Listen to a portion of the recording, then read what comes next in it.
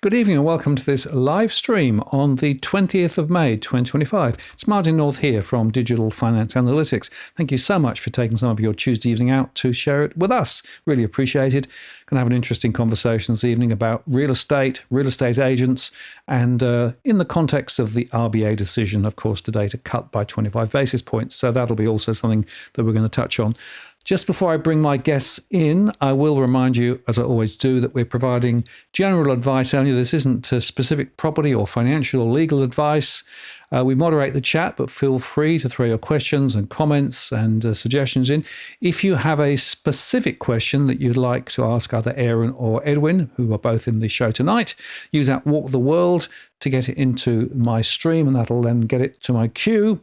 I've also enabled Super Chat, which means if you want to make a contribution to what we do around here, which is greatly appreciated, we don't do this for profit. We do this because we think there's a really important conversation. You can get your question to the top of the list, or indeed make a contribution more broadly to what we do. Always greatly appreciated. Anyway, having got the formalities out of the way, let's cut across. And first guest, Aaron. Welcome, Aaron. How are you going?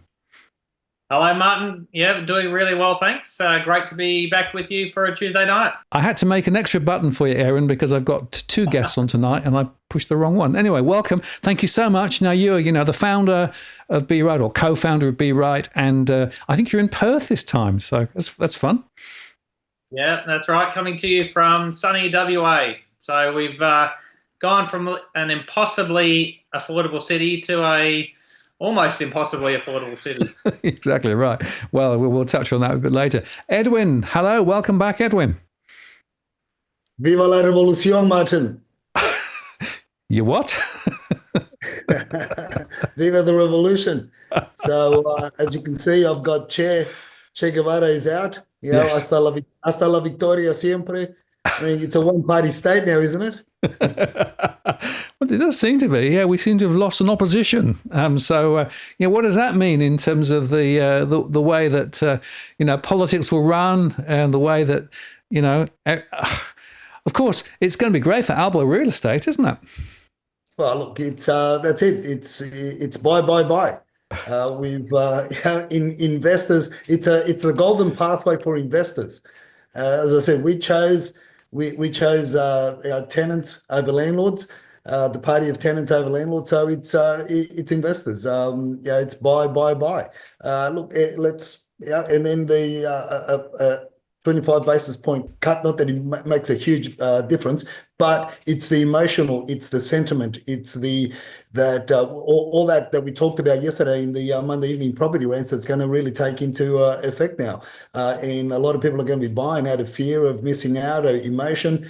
And of course, agents, which is the topic of tonight, are going to be pushing that wheelbarrow that, look, the rates have gone down, it's more affordable, you should be buying, you should be selling and achieving a bigger price. The question that Dusty and I have been asking ourselves all day today is, how many sellers are going to, stick on market a lot longer because they want that higher price now. They're not going to drop the asking price because of the rate cut. And how many vendors are going to come on market, again, believing and thinking that they are going to achieve a better result because there's going to be more buyers, in the market. You could say they're buying. So it's going to be interesting moving forward. Apart from all those things that we discussed yesterday, the main topic was obviously centered around emotion. Emotion is running rampant right now. Absolutely. Well, let's just briefly talk about the RBA announcement. So they did maintain their position that we're going to be seeing low and stable inflation. It's a priority for them. They dropped by 25 basis points. Inflation is in the target band. Inflation is likely to stay in or close to the target band. They did highlight about the massive uncertainty that we've got. And that uncertainty theme came through very strongly in the press conference that Bullock gave afterwards, as well as in the statement on monetary policy. And specifically, I think, pointing towards the Trump situation and what's happening over there. They remain cautious about the outlook, particularly given the heightened level of uncertainty. And question of aggregate demand and supply. They considered various downside scenarios, and they say that they can respond. Actually, Bullock did say we probably won't need to be thinking about the narrow path anymore, that very narrow path between keeping inflation controlled and keeping unemployment down as well. They'll be attentive to the data, et cetera, and they're looking for price stability, et cetera. Now, there's some quite interesting takes that we can have, but the one that really took my mind, so this is from the real estate business. After weeks of speculation, the Reserve Bank of Australia has cut the cash rate, lifting buyer confidence, borrowing power, and fueling demand, while property price growth will hinge on affordability and future rate trends. So there you go. They're pretty enthusiastic. I noticed that Spacious said, I got this message straight after the RBA cut this is from Stockland. Visit a Stockland sales office to make your move, right? We got this message straight after. Maybe they're not selling land and home packages that fast. And look, we're in the Goldilocks zone, as the Bloomberg report said. You can see there that the inflation rate's down, trimmed mean below 3%, which is, of course, top of their target range. Unemployment around 4% is relatively low. And their prospect is that the growth rate will be a little lower than previously expected. The unemployment rate will be a little bit higher.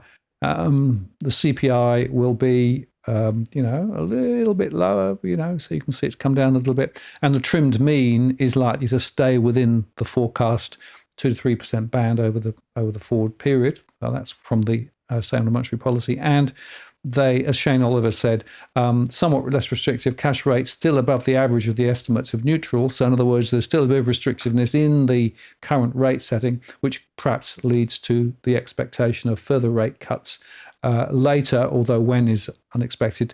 His next call is August.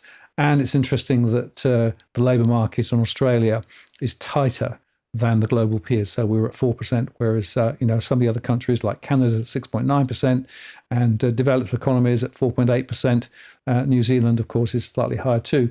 So there you go. And of course, just remind everybody, capital city prices still booming, pretty much where we look, especially, of course, in some markets, Western Australia in particular. And I'd also make this point, of course, we've still got spending per capita very much off kilter amongst younger households. So they're the ones under the pressure moment. So will this make a huge amount of difference? It'll make some difference. The question is how much difference. So that's a little bit of a sort of a context. Now, I'll just get your take, Aaron, first, I think. What do you think? You put out a press release post the announcement that was suggesting that really this is a little but not much. Yeah. Look, man, I really think it's a drop in the ocean when it comes to mortgage pressure and the cost of living. As you were just going through the figures there, I was thinking of Morgan Cox, the fellow who I think you spoke to on your show a little while back before the election, and I was picturing him camped out the front of Anthony Albanese's house at his tent, heading off every day to work one of 2 or even 3 jobs, and thinking, is life better today, certainly after 2:30 Eastern Standard Time, is life better today for Morgan Cox than it was a little while ago? And, as a renter, I don't think it is. I don't think Morgan Cox is going to bed tonight, thinking to himself, right, honey, we're on the property ladder, just, give me one more month and we'll be there. And I think the sad reality is that, you might save $100 on your mortgage costs after today, or after the end of the month. I think the banks don't start passing it on till the end of this month or into early next month. But the reality is it's still tough out there. And, you're one flat tire away from not being able to pay your mortgage and not being able to put food on the table. I think that's just the sad reality. And so while I think the rate cut today is positive, I think it's a drop in the ocean, really, when it comes to the real pressures that are facing family budgets.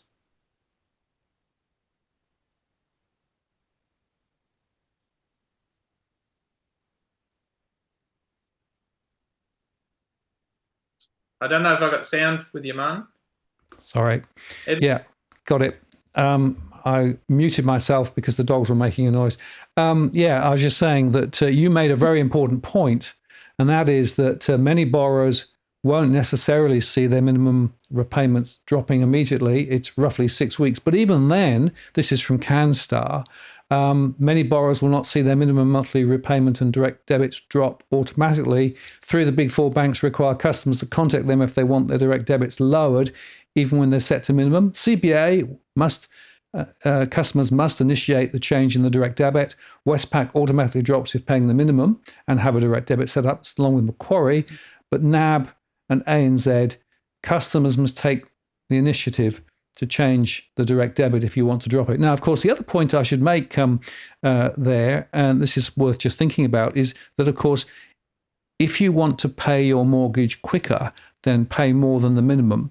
So, of course, the banks are going to be quite keen to sort of, want you to extend as long as possible because they want the interest rate. So the point there is that I think it's quite significant to focus in on the question of what you need to do. But it's marginal. And as you say, those in the rental sector in particular, Aaron, they're not going to feel this directly. And in fact, the momentum in the investment sector could be picking up a little bit. If it does, there's going to be perhaps more incentive for the investors to think about putting rents up rather than down. So it doesn't necessarily follow that the cut in the interest rates are going to help housing affordability in the rental sector at all. No, I just don't think we should be cheering from the rooftops just yet. And I'm keen to get Edwin's view on this as well. But if you remember a couple of weeks ago, the banks were being hailed for cutting their rates ahead of today's interest rate decision. But when you looked at the finer detail, most of them only apply when you had, 40% equity or so, so when you'd pay down your mortgage quite considerably. And I just don't think that most borrowers are in that position. No, absolutely. I think it's quite, and of course, there are a number of people who've got fixed rate mortgages. They actually jumped off a low rate into a higher rate because their fixed rate term expired. Some of those are going to be actually wondering what to do next. Should they break or should they not? Edwin, your take on the rate news? You mentioned it earlier on. Boom for real estate agents? Yeah, look, the real estate agents are going to use this as a means to go out there and drum up business, to drum up listings, and also push potential purchasers to buy. As I said earlier on, the question is going to be how much of the property owners, how long are they going to hold for that extra bit of cream? But again, let's not forget that a lot of buying decisions and selling decisions, in the majority, are based on emotion, not on logical reason, and that is where one of the main topic of tonight is going to be: do we really need a real estate agent? And you could say that a lot of people say that the majority of real estate agents. And a lot of people would concur and say that the reason why you need a real estate agent is to disassociate yourself from the emotion around the property, because emotion, the wrong emotion, clouds your judgment and clouds to have that clear transaction. It makes it very, very cloudy, and therefore that's why you need a third party to stand on your side to help you negotiate a better deal. That is the theory. It doesn't always work that way in practice. But in terms of, but this is where we are, Martin. It's just a continuation, a sequel of yesterday's rant, and that is emotion is running rampant, and people are going to be making decisions in the short term over the next week, few weeks, couple of months. But it's interesting that. As you and I have been talking on the Monday evening property rants, that we were flagging this, and we were flagging how the different groups were already preparing themselves, the different groups, and this is the cohort, the danger, the groups that are going to be basically taking advantage of this is your investor groups. Such as with your silent tigers, your WeChat chatterers, your new kids on the block, and to an extent, this is where also the silent housewives, the desperate housewives, they are going to be pushing their partners to buy because of that emotion, that fear that this is going to be spurred on by the industry body. You shared that article, and also other posts. Other people have posted other marketing, marketing paraphernalia. And if you think that marketing paraphernalia was put together the minute after, well, think again. That paraphernalia was ready a week ago. It was ready to go because the positive chatter that a lot of the economists were talking with regards to the rate cut. So look, I concur with Aaron's point of view. With is it going to mean a lot? Is it going to make a big difference as to whether you have a T-bone steak or whether you have a snag with on a piece of bread, or you have a T-bone steak with chips and with fries and or mash and gravy. It's at the end of the day, what I feel, what I believe is that a lot of the people that were thinking of selling. Now, you could correct me if I'm wrong based on your surveys, Martin, but I would say that if you haven't already surveyed, this would be something that you could ask your contributors to the survey, is if they were thinking of selling, have the last two rate cuts, have they dissuaded them from selling? And I think that's the untold story. For what it means, because it's given a lot of people that were on the edge, that are on the edge, that it's given them that lifeline to hold on that little bit longer, which is, in a way, it's good that they can hold on, but at what price and at what cost? Now, you guys and myself, we can't change the economic factors. From at that scale, we can only talk about it. I talk about the implications and what the influencers are going to be doing in order to prepare our audience. We know there's a lot of pain out there. We know the reasons why people sell, why they haven't, why they sell, where they rent, why they move, why the shifting. We look at all those shifting sands. But look, from my point of view, Martin and Aaron, I think it's a lot of people are going to take it as welcome relief, and it's given them that hope to hold on that much longer. At what price? Hey, that's up to the individuals to take stock and to take charge and decisions that they're making for their own lives and their family's futures. Yeah, actually, interestingly, the surveys show that quite a few people were close to the edge. And it's interesting that the CBA announcement last week included the uptick in consumer arrears, and that included home loans. So it's above the long-term average. Of course, CBA has been calling for rate cuts. They're forecasting 4 or 5 rate cuts before the announcement today from the RBA. So it's quite interesting, given what we're seeing there. And I think that's right, Edwin. I think we're going to see people hanging on and fingernails sliding down the down the cliff, to quote the old cartoon, hopefully not landing too sort of firmly at the bottom, and hoping that rate cuts will continue to flow through.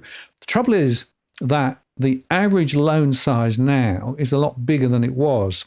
So when you actually translate the impact on households and their capacity to borrow and capacity to repay, whilst the interest rates might be coming down, a lot of people are actually extending themselves to a new level. And so the absolute dollar impact on their income is still quite significant. And I think that's something else that people need to think about. Martin, yeah, go on. If I can ask you, in relation to your surveys, it'd be interesting to note how many, with this rate cut, how it would translate in terms of, overall, how close are we getting to being on par or being cheaper to buy in many markets than to rent? Yep. because of the rate cuts. And this is where it's a bit of a conundrum, because that would be an interesting survey moving forward to stick close. Well, I can tell you, Edwin, in some markets, we are already at the point where it's cheaper to go after a property. It might be a smaller property, with a mortgage, than actually trying to find anywhere to rent. And people are being caught, of course, because the trouble is that they're actually often buying less good quality property or in locations that are less good. And then that is a question of, well, you've got this asset, but is it a good asset or not? Let's move the conversation forward, because when I put the announcement out, I basically said we were going to talk about, getting the best out of a real estate agent. And Nuts Craw responded, do we even need real estate agents? And Be Right Agent responded, a terrific question to kick things off. So, Aaron, do we need real estate agents? Yeah, thanks, man. I'm glad you gave Nuts Craw a shout out there too. I was going to do that if you didn't. So great question from the Nuts. If you've ever been on Reddit, and I'm sure you have from sort of time to time, if you ask the question, who needs a real estate agent, you would believe from the comments that 99% of people don't need a real estate agent, never need a real estate agent, can do it themselves, and it's all as easy as pie, and why would you ever want an agent? I think the truth is, and I'm trying to be quite objective about this, the truth is that probably in 95-ish% of situations, you are better to use the skills of a real estate agent. And I like to group the reasons why you need a real estate agent into three categories, which I broadly call competence, confidence, and convenience as well. And I'll just run through a couple of sort of points for each of those. In competence, it's not as simple as, right, I want to sell my property, let me take some pictures on my phone and chuck it on Domain. You actually need to go through quite a bit of work in terms of preparing all the documentation, getting draft contracts, figuring out where the title's being held so you can pass that on to your conveyancer as well, doing your plan drawings as well. We've all seen from time to time some sort of shoddy back of an envelope drawing, and you sort of see that online and you just keep scrolling, man. Boundary drawings as well, making sure you get a copy of the easements. There's been some horror stories I've seen recently in terms of land size, where the claimed land size is not the actual size of the property, and so people fall into some traps there. It also takes a lot of time to sell a property. Typically around 12 weeks, if you think, okay, well, I need some time to move my possessions out, maybe give the property a clean, then move on to staging and photographs, and probably around that time's where you want to prepare your marketing material as well once it's been photographed. That all might take 4 weeks or so, and then you move through, maybe a 4-week campaign, and then exchange contracts and move into a 4-week settlement. So that's 12 weeks right there in terms of time out of your day that you're going to be needing to work on this as well. And then preparing, all of that marketing material, getting uploaded as well. Now, I'm not saying that you can't do that, and there's absolutely services around where people can do that and facilitate that themselves. And so let's say that's you. Well, the next thing you move on to is confidence. And I think it's more than just a handshake and negotiating a sort of a sale price on the day. It's more than just getting the house cleaned up on a Saturday morning and getting the kids off for half an hour or so you can show people through. But let's say you figure all that out. You're welcoming, you're showing people around, you're giving them the marketing material. Maybe you've put that together yourself. Do you have an assistant? Is someone there to make sure they're not going through things, swiping things, and treading muddy footprints through the house? Who's doing the follow-up phone calls throughout the week, checking back in, seeing how their buying journey's going, and then obviously the big one, negotiating price. And as Edwin made a really good point earlier, you have to be really objective about this as well. You love your house. You might have lived in it for a couple of years or or 20 years or longer, you love it, you've fallen in love with it, you've grown up there, your kids have grown up there, the buyer might not love it just as much as you. And so you really need to sort of remove yourself and have that bit of objectivity. And as Edwin said earlier, agents can certainly provide that for you. But let's say you work both of those out, that you've got the competence, you've built up your confidence. The third one really is convenience. You may be the most confident and most competent person around, but if you're talking about selling an investment property interstate, let's say you've got an apartment in Darwin, you're not flying to Darwin for 4 Saturdays to open up the house for 30 minutes and then flying back, to your principal place of residence. So, that's really where convenience comes in. What about school sport, and what about the 12 weeks that you're going to have to interrupt the family's life for that? It's difficult enough, and so really convenience is the sort of the third factor there. And so for all of those reasons, I think it's more likely that 95% of people need to use the skills of an agent rather than trying to go it alone themselves. Okay. And I'll make one point that just before I hand over to Edwin for his thoughts, that we can perhaps come back to afterwards. I think the real question is, at what cost? So I know I need to use an agent. I know they can help me sell the house. They're there to facilitate a transaction. At what cost? And we might be able to look at some costs a little later on in the show. I think people will be really staggered to see how much it now costs to sell your property. Yeah, good point. Well, we'll come on to the cost shortly. Well, let's go across to Edwin. So, Edwin, I'll ask you the same question. Do we even need real estate agents? And do you agree with what Aaron has said, or do you take a different view? I'm just waiting for the robots that Elon Musk is going to put out very soon. Because at $30,000, they're a lot cheaper than most real estate agents are for one commission. So I'll go back into selling real estate, and I'm going to put one at every open house inspection. They don't take smokers. You program to say the right thing, but whatever you want them to say. I mean, you can even program to underquote, I guess, and to hold auctions. So you can do whatever you want. All jokes aside, horses for courses, right? And the unfortunate thing is that over time, the need or the perception of the need for a selling agent, because there are different class of agents. There's selling agents, buying agents, vendors advocates, buyers advocates, consultants. We run more under the consultancy hat because we help people on all sides, and even to acquire rentals. So, but you have licenses. There's legislation around the sale of property. There's legislation around the management of investment properties. There's legislation around strata complexes and strata holdings and everything else. So there's one thing is that we've understood from this country, beautiful country of ours, that's now a one-party state, viva la revolución, is that we're a very litigious nation. Hence the reason why we've got so much legislation in order to allegedly protect all parties involved in a transaction.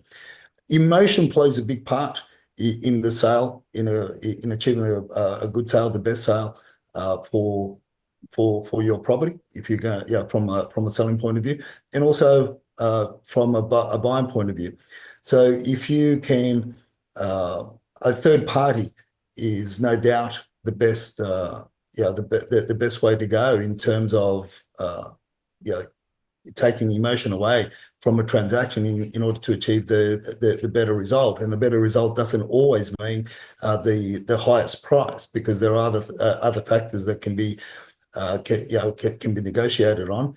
And this is what agents are meant to be doing. As I said, the unfortunate thing is selling agents have achieved successfully over the last 15 or almost 20 years, have achieved the being runners up to being the worst, that perceived to be the worst profession out of 50 professions, and we have successfully, the industry has successfully come second and third over those consecutive years. So you've got, and that is because they've lost the understanding and the true function of a real estate agent, what a selling agent, what it really means in order to represent your vendor, because of what I feel it has been the biggest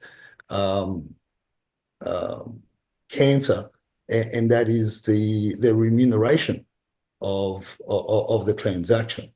And take away the commission style remuneration and replace it with a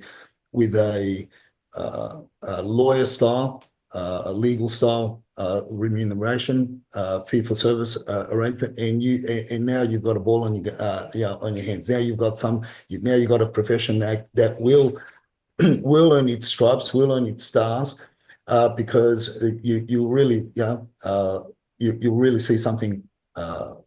A different approach to research. Right now, whilst you've got a commission factor in place, you're not going to get that.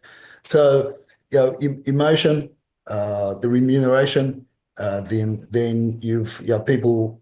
I mean, the perception, again, it's all perception. People believe that all you need to, all you have is somebody that just opens the door at an open house inspection. You could say that. Most may be doing that, but a lot don't. There is a science to it, and the more grounded selling agents know how to transact, know how to get the best deal for the individuals. So experience plays a big part as well. Now, also, with all that at play, with what Aaron has said, what you read on Reddit and all the commentary on Reddit, what people say on all social media platforms, my question is why is it, not even 1% of the transactions across Australia are from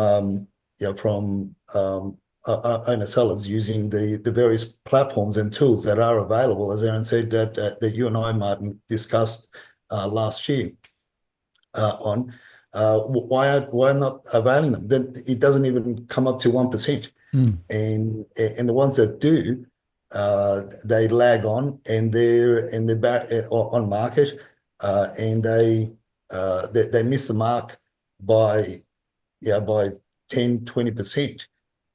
In terms of the sale price achieved, and they linger on the platforms, and you see them, and I follow them. I watch them, because obviously we're watching different markets across Sydney for our clients that we're looking for property to buy for, and we see the listings, and we see how they linger on for months on end. Why? Because they've missed the mark altogether. As Aaron said in the presentation, they've gotten better over the years, but that they missed the mark in terms of the price points, and they're more they err more on the side of, hey, yes, the property across the road sold for $1 million, but I want 1.2 because my house is better, because everybody's home, everybody's property is better than the other one that sold down the road. And that's, again, we go back to emotion, we go back to all that. So look, it all plays a part. Do I believe that there's room for major changes in the industry? Definitely, 100%. And for all those that are out there, hit me up, because there needs to be a revolution, and the revolution needs to be around the remuneration strategy and the remuneration packages, and I've got great ideas around that. So hit me up, and Aaron, you're the IT expert. Maybe you and I need to discuss this in great detail, because that that is really what will revolutionise the industry and change it for the better. We do carry licenses, and insurance is a big part. Now, there's a case I referred to, Jackson v. Fernal, which is a recent case that was heard in the Supreme Court, and it fell in favour of the lady that was injured at an open house inspection, and that is all to do with agents failing to mitigate risk at open house inspection. And now that judgment of $1.5 million that was awarded to this lady that basically fell and slipped and fell in the driveway, both the agent and the property owner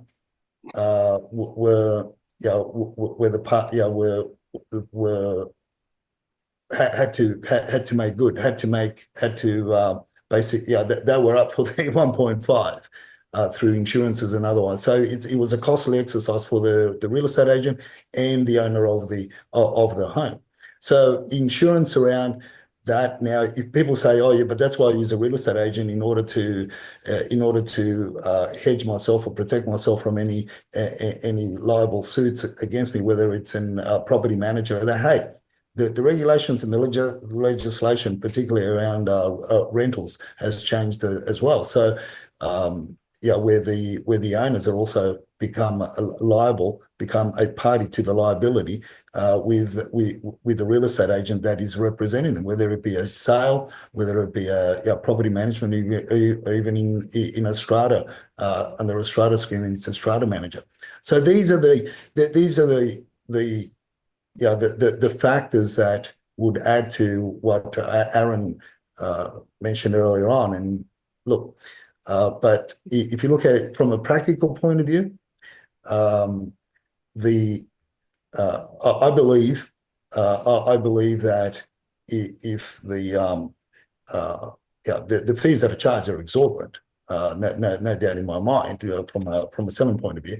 But that's the nature of how this beast has evolved, and that's the nature. And we're not going to get any changes from the real estate institutes, the REI, the REIA, the Real Estate Institute of Australia. We're not going to get any changes from any of the REIs around Australia, because let's not forget, the board members of those institutes are the owners of the franchise groups, and they call the shots. And this is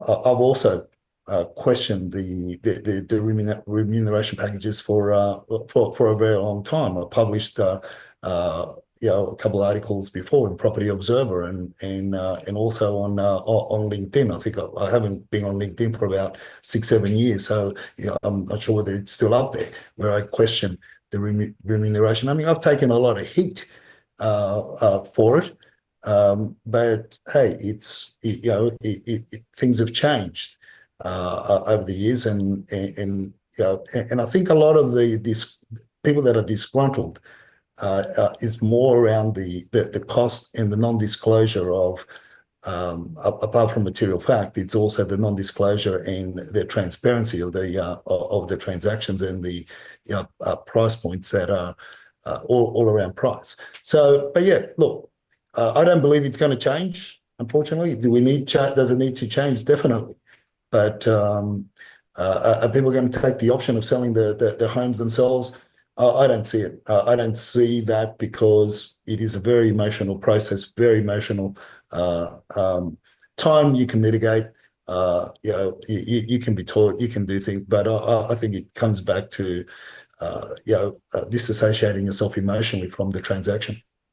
Very interesting. Now, well, let's just deal with the elephant in the room, which is the commission charges. And Aaron, you did some very interesting work relatively recently. I think you got published in the Western Australian newspaper, and you published a table showing the shocking movement that there had been in commissions, because, the commission was roughly the same, but the average price in Western Australia has gone through the roof. So therefore the commissions have gone through the roof.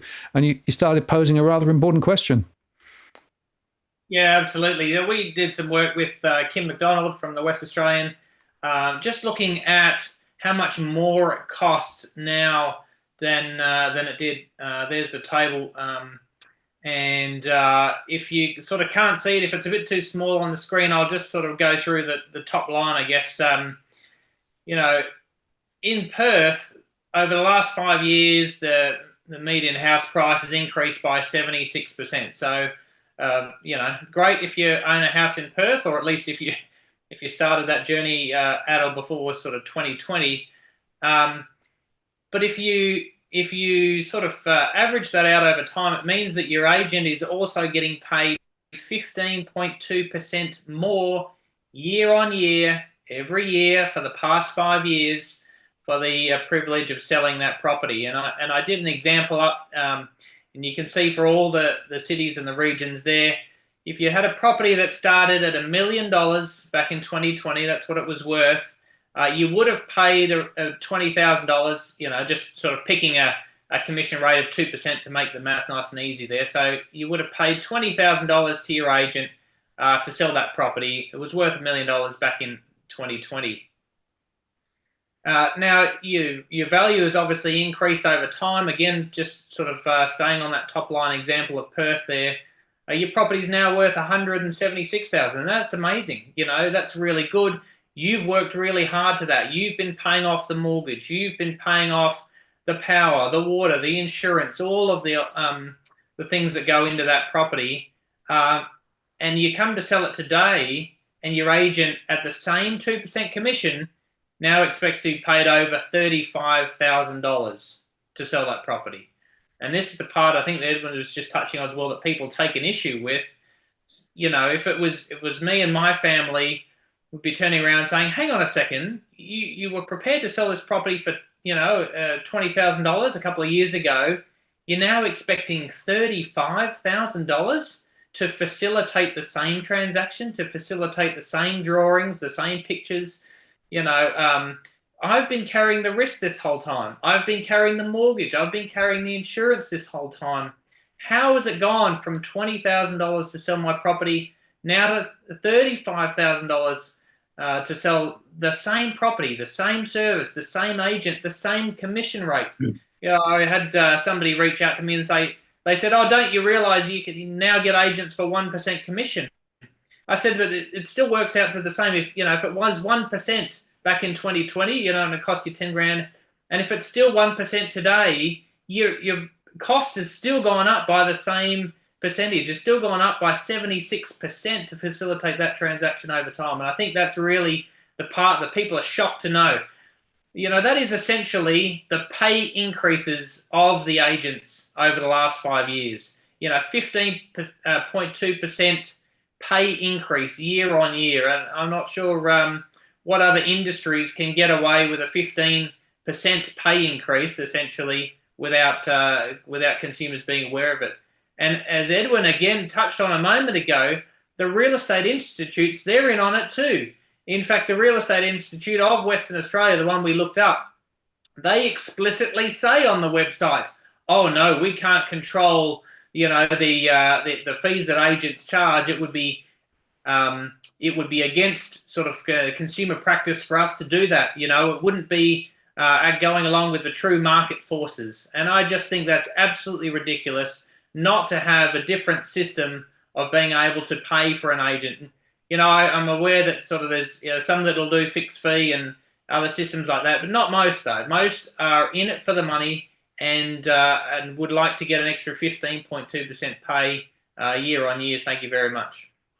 Yeah, and it's worth, I think, highlighting that if you were to translate that commission, whatever it is, 35,000 for the Perth example, into the number of hours actually spent on selling that particular property, then the amount per hour will be absolutely astronomical. So it doesn't add up when you stop back and think about it, but a lot of people never do.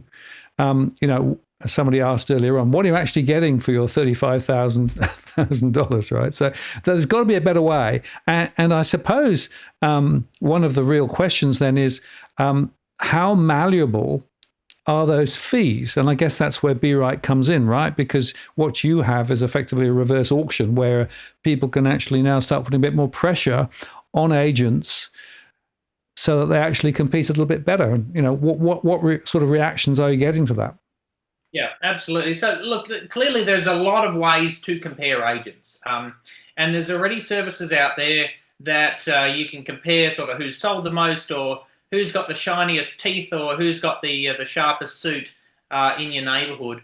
There wasn't a service, though, that sort of said, I'm the homeowner, now you offer me a price for the privilege of selling my property. And so that's what we created with Bright Agent, brightagent.com, or you can find the app Australia-wide, iOS and Android in the respective stores.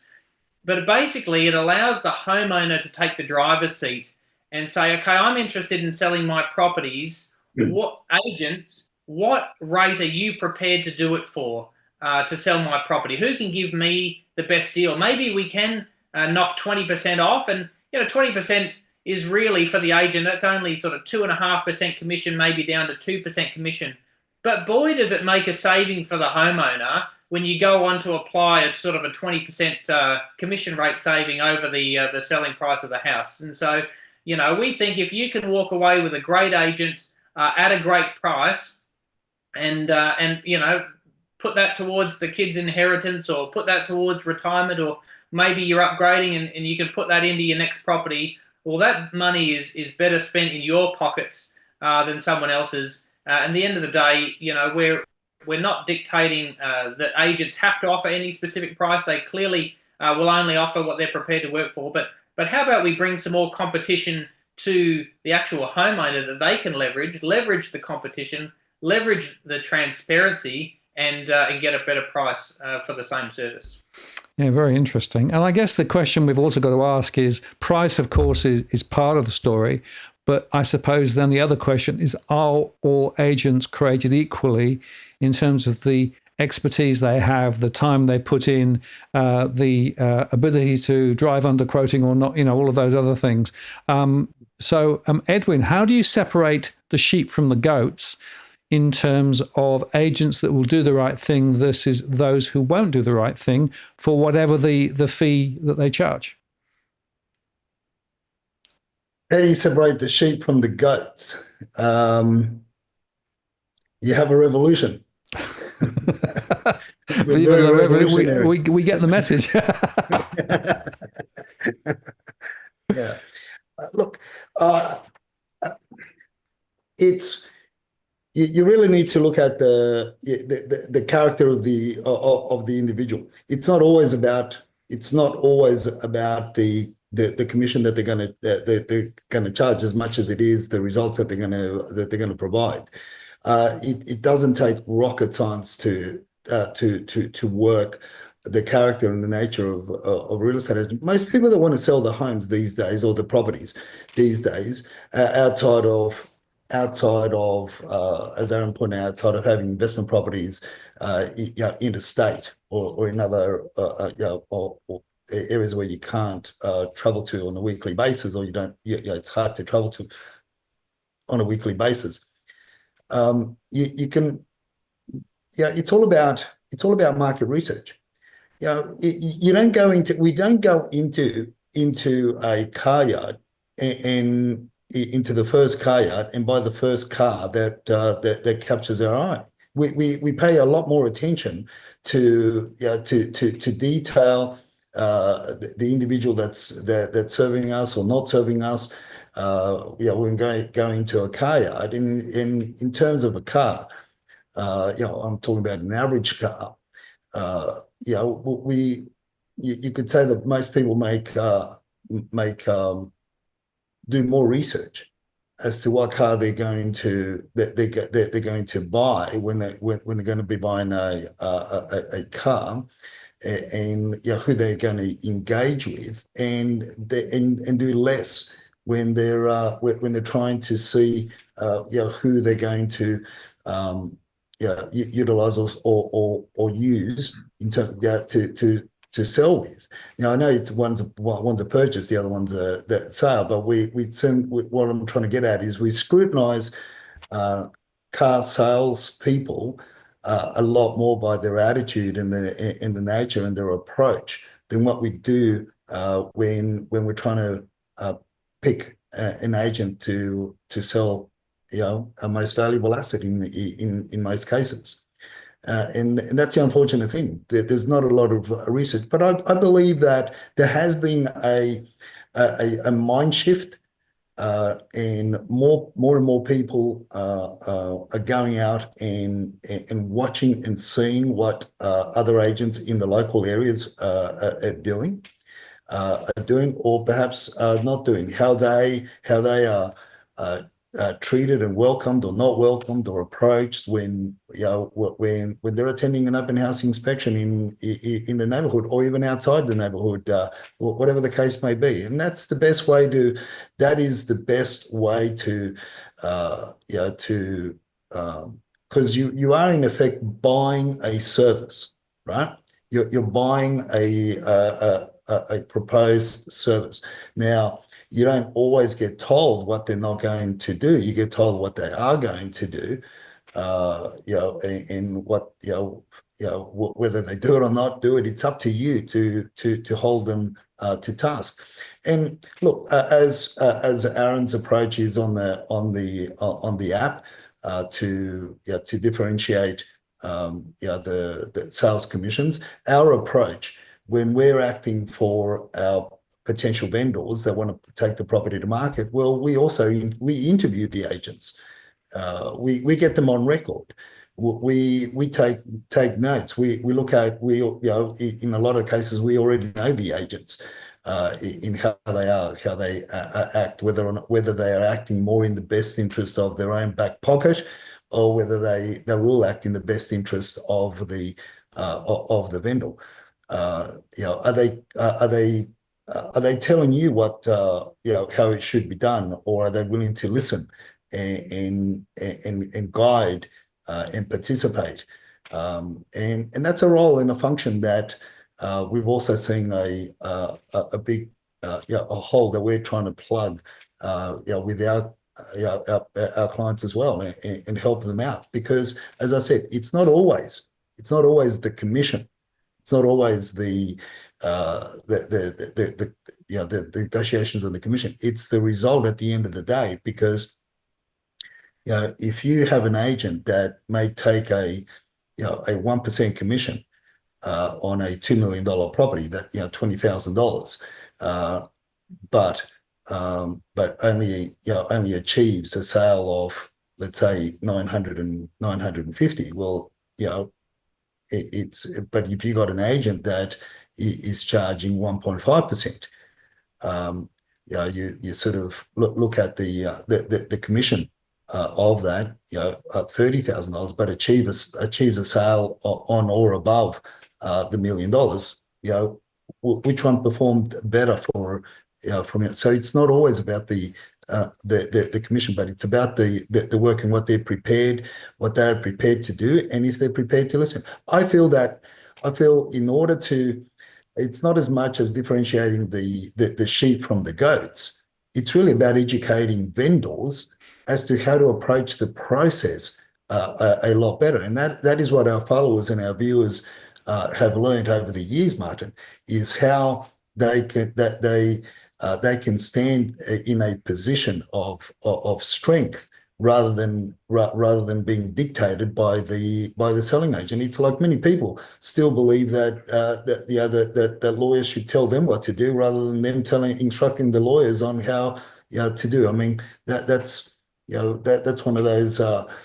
You think because they hold a license or they hold a certificate or they hold a title that they know everything and everything's kosher because they said so. So it's really about empowering the individuals about the process, and then they themselves will be able to differentiate, in the local area, who they're going to determine as to who's going to best be suited for the sale of the property, and be guided along those lines. Because until you understand the process, until you understand the all the what ifs, until you understand that the whole the mechanics of the whole process and what it all means, you're not always going to make the better choices. You're going to be taken by the nose. You're going to be led by the nose, as opposed to not dictating to the agent what you want done, but explaining them your need. Your need for the for as to what you want to see, how you want it, how you believe done, and having that discussion. It's an open book discussion. So look, there's, as I said, horses for courses, and unfortunately, people. There's one property I'm keeping an eye on at the moment, and I have posted it on X. And that is, I know a little bit more about the property than most, and I think I know a little bit more about the property than the current selling agent, and he's guiding it, $350,000 below what the owner wants to achieve, and because now the agent is pushing the vendor to take on a marketing campaign that just about every other agent, 95% of agents in that area of Sydney, work on, and that is price it low to watch it go. But in uncertain times, in turbulent waters, uncertain times, the difficult times that we're the uncertainty of the markets right now, we don't know which way things are going to go. These sort of strategies, the cookie cutter strategies that may have worked in a hot market, in a market that is distinctively translated or as being hot. In other words, in a market that I like to refer back to Mr. Real Estate's, John McGrath's comment one day, and he said that in a market, at that time it was a hot market, in a market such as this, you don't need a real estate agent to sell your home. All you need is a piece of cardboard. You write your phone number on it, and dangle it on your front fence, and you have a line of people wanting to come in and make you offers. So in a hot market, these strategies may work, but in turbulent markets, in uncertain markets, and more to the point, in markets where now people are being educated at a greater speed, and your Reddits, through Facebook chats, through any other social media platform, people are being educated. They're becoming the wiser. So this strategy, it's going to be interesting because the auction is going to be in a couple of weeks' time, and it's going to be interesting to see what the outcome is going to be. But so far, the outcome in that particular market over the last few weeks has been very, very dismal. Of people that have adopted that type of strategy, and they've had bad results, and you get bad outcomes. So it's all about empowering the individual. It's all about understanding, how selling agents are going to act or react when you put them under pressure, and that is one way to determine, the sheep from the goats.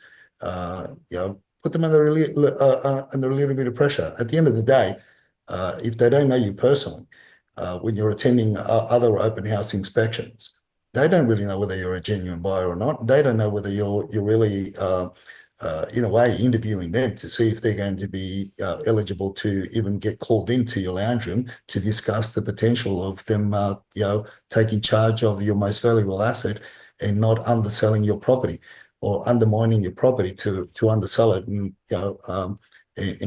not get you the result that and the outcomes that you want. Yeah, very interesting. And look, I mean, I've gone through the process relatively recently, and in my case, I had held effectively a beauty parade for a number of different agents. And I actually specified what I was after. So I said, I want not an auction. I want a sale by treaty. I want weekly updates. I want this. I want that, and I want a number of other things. So I was quite firm on the things that I wanted from the agent. And then I said, okay, given what I've said and given my expectation, tell me what you think the value of property might be based on comparables, and tell me what commission you will be prepared to work with me at. So I took control of that whole process, and I went through a series of different candidates, and I ended up with one that I think did a reasonable job for me. I wonder. Did you do that? Did they give you those comparisons and that price on the spot, Martin, or they probably said to you, "Oh, look, we'll get back to you in 3 or 4 days"? Correct. So I gave them about a week to basically turn around and send me something or come back and talk to me again. In fact, 4 of them sent me something. One came back and said, "I want to talk you through it." So that was interesting. That was an interesting difference of handling between one versus the other in terms of, some just did it over the email. One of the ones, the one I went with, actually decided, no, it's more important to come back and have a face-to-face conversation. So I thought that was interesting, right? In parallel to that, I also then looked around the area and looked at who else was actually, what else they'd sold. And, some of them were neighbours, and I chatted with neighbours and what was their experience. So I got a little bit of local knowledge on the ground. And then the third thing I did was to say, and how long have they been around? And it was quite interesting because there were a couple of, relatively new agents who had very little track record, and I just wasn't convinced they knew what they were talking about. So I looked at track record, I looked at local community expectation, I looked at how they serviced my inquiry, and I looked at how they responded to my inquiry. And actually, I got a hell of a lot of information back, and that allowed me to then sort of cross-correlate one to the other and to sort of weigh out which was perhaps the most effective. Now, to me, the commission was important, but it wasn't the only factor.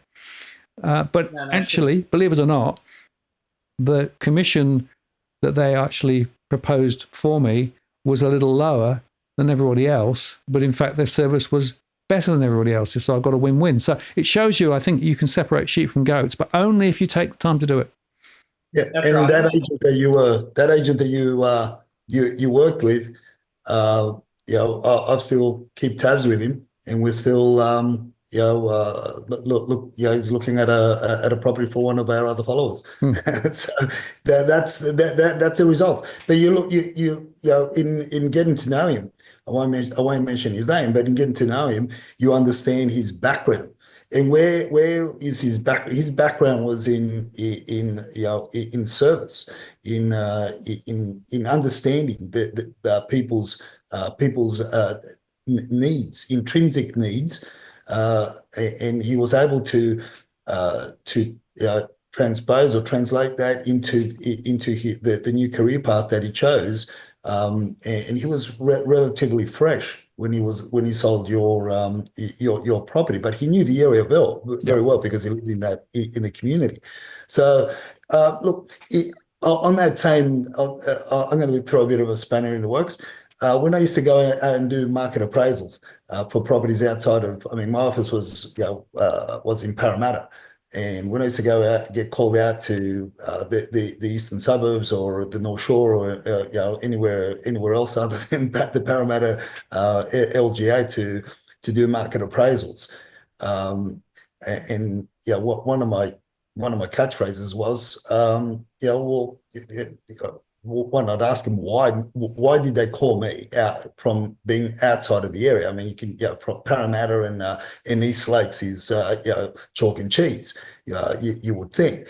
But at the end of the day, I was able to walk them through when, it was because he was a referral, because he was, somebody that believed I could do a better job than the local agents. I said, and understandably, and one of my counters to a lot of what their local agents would say when I was selling, when I took carriage of the sale, He's an out of area agent, and I used to put the vendors at ease and say, look, the reason why you got me, the reason why I'm here is because you were able to understand the local agents, mean local prices, and many local agents unfortunately shit in their own backyard and do very little to achieve the best result. You got me here because I'm hungry to prove myself to show you that I'm going to get you the best result. I mean, as I said many years ago on the show, Martin. And I like you've got or the ad that we run on your on DFA, and that is buying and selling real estate. You've got the sellers have got a professional on their side, and buyers don't have a professional. Hence the reason why we act as buyers agents. And so you're going into a ring. You've got somebody that's standing on your behalf. So you want them to act to the best of their ability to achieve the best result. One of the things that, apart from my candidness and apart from my cheekiness as to what I say about local agents and how I used to dispel those concerns that they had being out of area, one of the main things was that in the offering that we had, and this is one of the things that we now with the potential vendors that we have or their clients that are looking at selling the properties that we're assisting them with the sale of properties by way of from a consultancy point of view. One of the specific questions that we ask the agents that we interview and that we look for when we interview an agent is how much time they're going to be spending in the sale of a property, whether it be an auction campaign or whether it be a private treaty sale or sale by tender, whatever the case may be. I want to know how much time they're prepared to spend. And if they give me this bullshit answer that it's going to be a 15 minute to half an hour open house inspection on the Saturday because they want to create urgency, because the more people that turn up to the open house inspection, the more fearful potential buyers are going to be, and therefore they're going to be offering a lot more because they can see greater volumes. I mean, that may be, that's only a small percentage of the perceived potential that you could have of achieving a higher price. But I like to believe I'm one to believe, I'm of the opinion, and no one's convinced me otherwise, that the more an individual spends in a home, the more they become attached to the property, and the more time you give them, the more they become attached, and the more they make that emotional attachment to the property, to the local area. I would even take potential clients, to a walk down to the local cafes and buy them a coffee and get them, because the old saying goes, the better outcomes is, in a way, is you're selling the sizzle, not so much the sausage, and it's a lifestyle, and it's because that is going to be the home for the next 4, 5, 7, 10 years. Whatever the case may be, and they want to get the feeling, and trying to corral somebody in a 15 to 20 minute open house inspection when there's so much that they're not going to take in the value of the property. They're going to miss more than what they than what they saw, or they felt, or they touched. They're going to miss a lot more of the qualities of the property. So that is very, very important, and that is. And that was something that I spoke about with the agent that sold your property, Martin. And because of his background, where he came from, we got off well, because that is what he's doing for the clients that we've put in front, and that was one of his offerings, and preparedness. To do for potential clients that I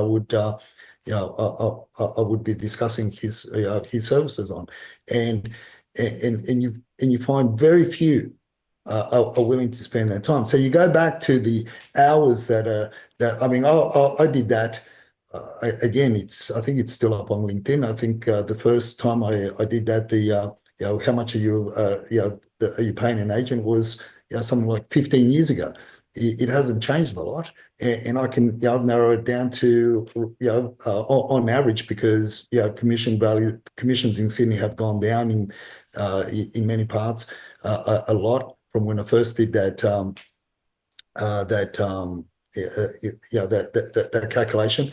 But because commissions have gone down, home values have gone up, but we're still sitting between the $1,400 to $1,600 per hour that you're paying your real estate agent, because on average, the real estate agent, the selling agent, is spending 17 hours on the sale of property. When you add all the workable hours from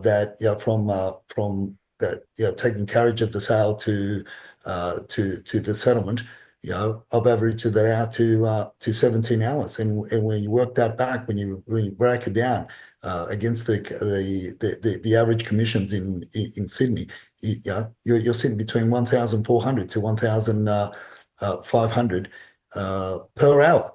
So that's where you got to ask yourself the question: Are you getting $1,500 worth of value?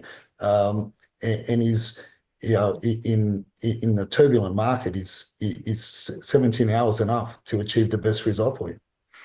Yeah, good question. Mark, Go on, Aaron. If just to offer as well, to use your example as a bit of a case study, let's say you're sort of looking at the last sort of 4 agents, and they're all offering you about sort of 2.1% commission or whatever, and your preferred agent sort of offers you 2%, and that's good. That's who you've got your eye on anyway. Essentially the app will say to the other agents, hey, you're not the most competitive. Does anybody want to offer a better rate? And let's say one of those young fellas that you mentioned there, is prepared to offer sort of 1.8%. Again, the app will then say to all of the agents, hey, you're not the most competitive.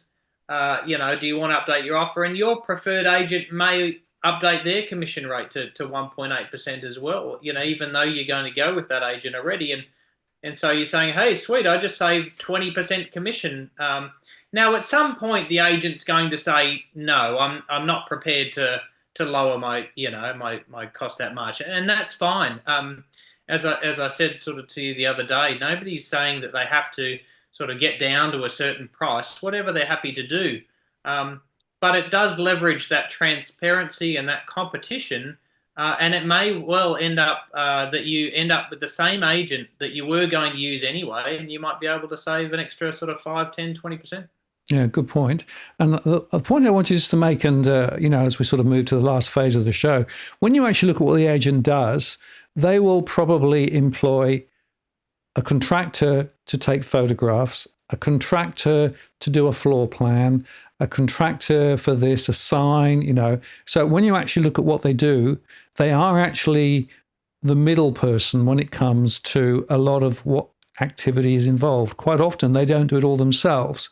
So it is important to also understand precisely how they're going to source all of these various capabilities that are required, the marketing blurb, et cetera, et cetera.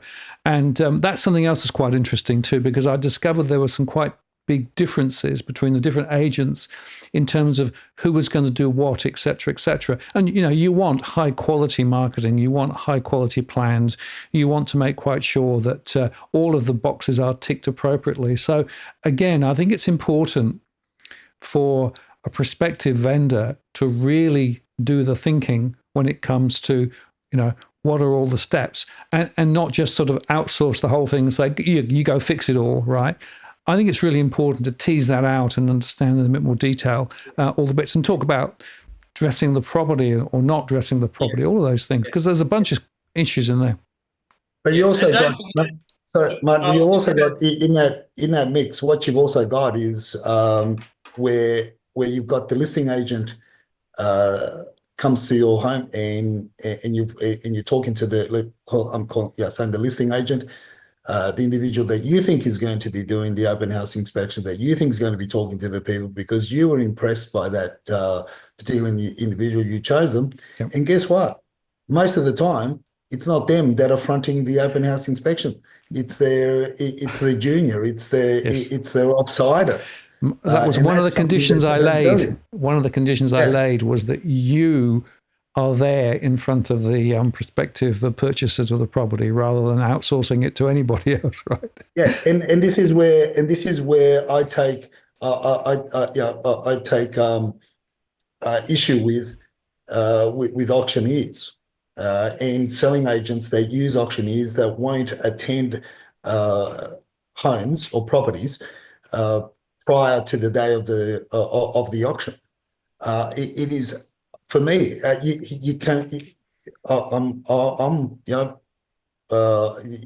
You can try and convince me otherwise, but I do not believe that an individual that fronts up to an auction, takes carriage of the sale of the most valuable, is going to achieve the best outcome, the best result,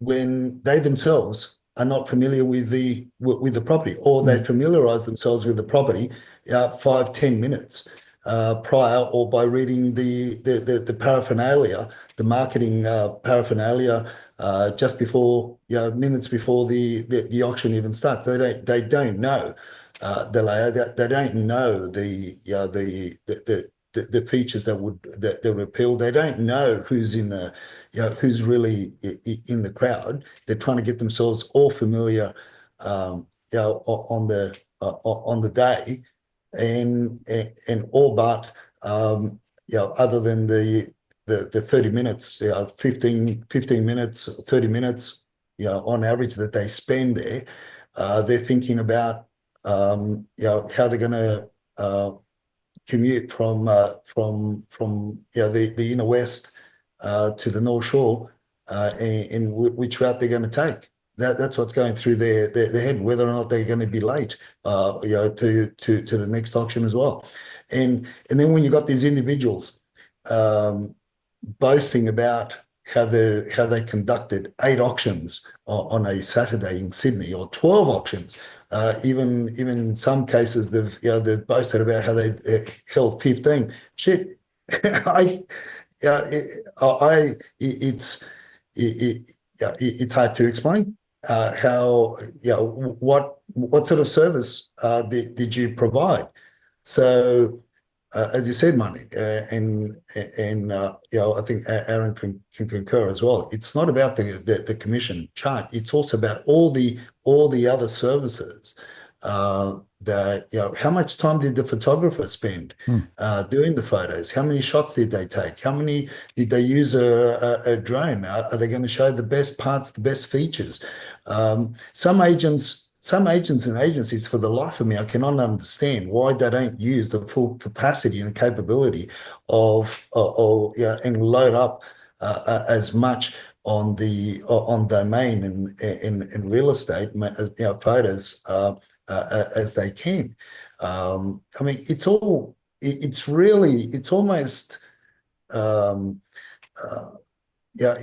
a rush.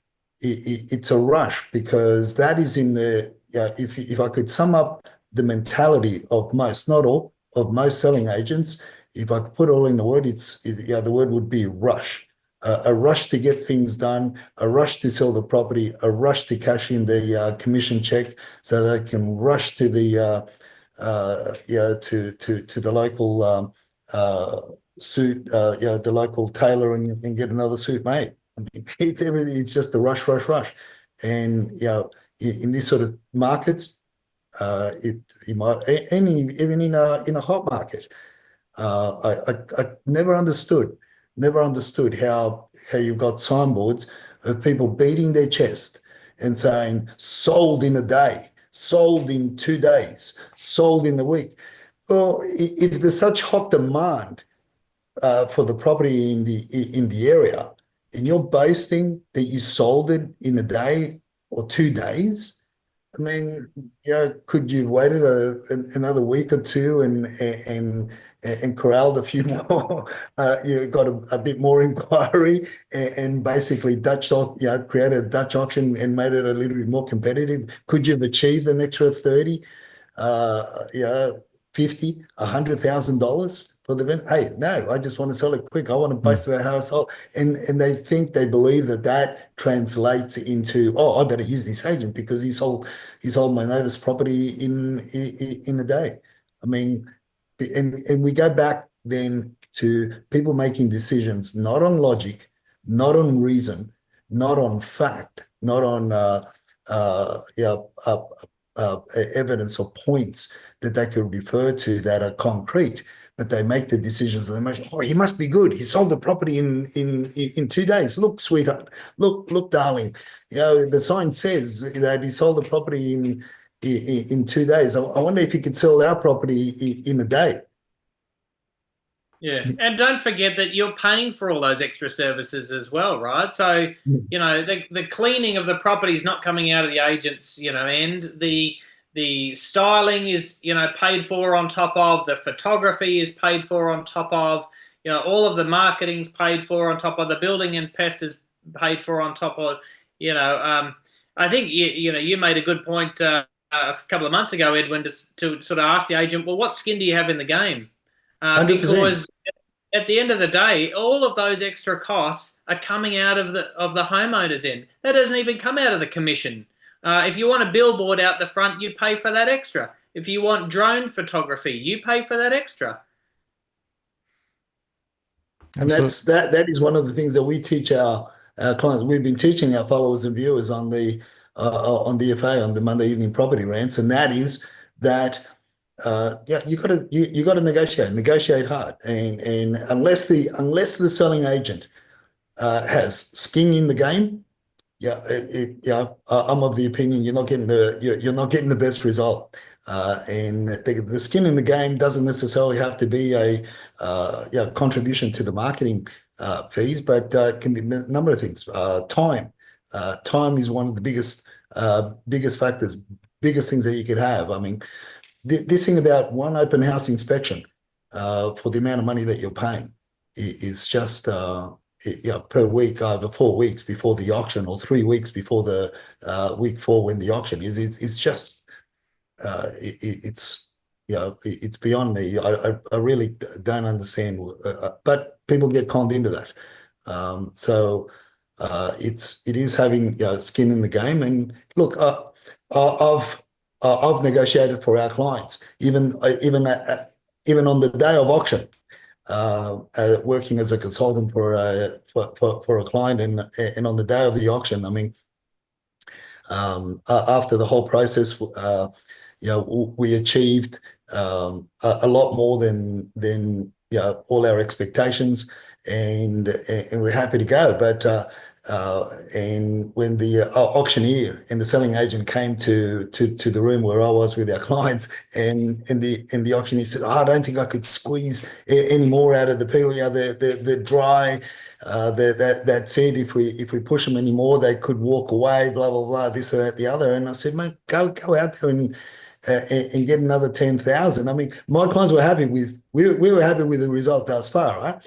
And then the selling agent came over and said, Edwin, I know you want an extra 10 grand for your for your clients, but mate, we've really hit, we've really squeezed everything out of this, every bit of juice out of this lemon, and I said, okay.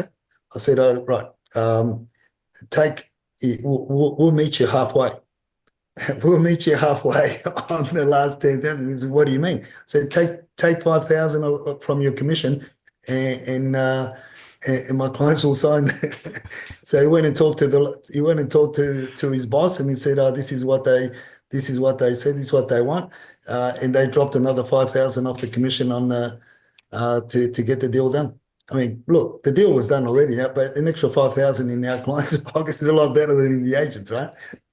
Absolutely. Well, very interesting. Well, we've come towards the end of the show. I just want to do a couple of things. The first is just to tell you that under the poll, so will today's RBA rate cut put a rocket under house purchases? We got 69 votes for this. 30% said yes. 38% said no. and 31% said can't say. So we're sitting on the fence with regards to the impact of the RBA cut, which is quite interesting from this audience. Now, as we come to the end of the show, Aaron, I'm going to come back to you first and let you make your final thoughts with regard to what we've heard and your final observations for our audience, and then I'll cut it back across to Edwin as well. So, Aaron, over to you. Yeah, thanks, Martin. Hey, thank you, Martin. Thank you, Edwin. Thank you to all the viewers tonight and those that will watch it later on as well. I guess, to sum up our key points, we think you should definitely use a real estate agent. We think that they do play a really good role. But the question to ask yourself is at what cost? Should it really cost sort of 76% more today than it did a couple of years ago for that service? And have a look around. Definitely do your research.